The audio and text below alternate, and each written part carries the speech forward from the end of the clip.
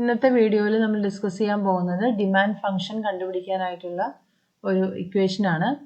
നമുക്ക് ക്വസ്റ്റ്യൻ തന്നിരിക്കുന്നത് demand function എന്ന് പറയുന്നത് Q equal to 40 minus 10P ആണെന്ന് തന്നിട്ടുണ്ട്.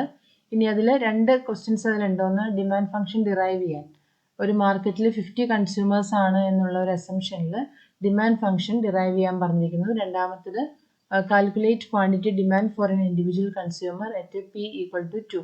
അതായത് പ്രൈസ് 2 ആണെങ്കിൽ എന്തായിരിക്കും ഒരു ഇൻഡിവിജ്വൽ കൺസ്യൂമറിന്റെ ക്വാണ്ടിറ്റി ഡിമാൻഡ്. അപ്പോൾ രണ്ട് ക്വസ്റ്റ്യൻസ് എന്തൊക്കെയാണെന്ന് നോക്കാം. ആദ്യം തന്നിരിക്കുന്ന ഒരു ഇൻഡിവിജ്വൽ ഡിമാൻഡ് ഫംഗ്ഷൻ തന്നിട്ടുണ്ട്, Q equal to 40 minus 10P എന്ന് പറഞ്ഞിട്ട്.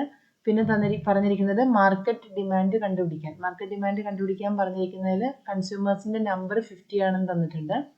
രണ്ടാമത്തെ ക്വസ്റ്റ്യൻ P എന്ന് പറയുന്നത് 2 ആണ്, അതായത് പ്രൈസ് 2 ആണ്. അങ്ങനെയാണെങ്കിൽ ഒരു ഇൻഡിവിജ്വൽ കൺസ്യൂമറിന്റെ ക്വാണ്ടിറ്റി ഡിമാൻഡ് എത്രയാണ് എന്നുള്ളതാണ് രണ്ടാമത്തെ ക്വസ്റ്റ്യൻ.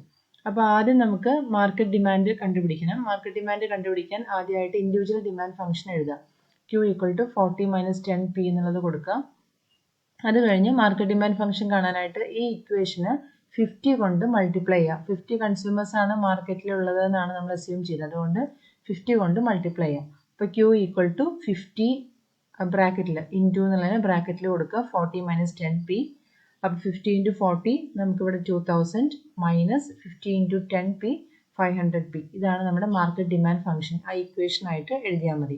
പിന്നെ രണ്ടാമത്തെ ക്വസ്റ്റ്യൻ ക്വാണ്ടിറ്റി ഡിമാൻഡ് കണ്ടുപിടിക്കാനാണ്. കൺസ്യൂമറുടെ പ്രൈസ് 2 ആണെങ്കിൽ അപ്പോൾ നമുക്ക് ഈ ഇൻഡിവിജ്വൽ ഡിമാൻഡ് ഫംഗ്ഷൻ ആദ്യം എടുത്ത് എഴുതാം. Q equal to 40 minus 10P എന്ന് എഴുതാം.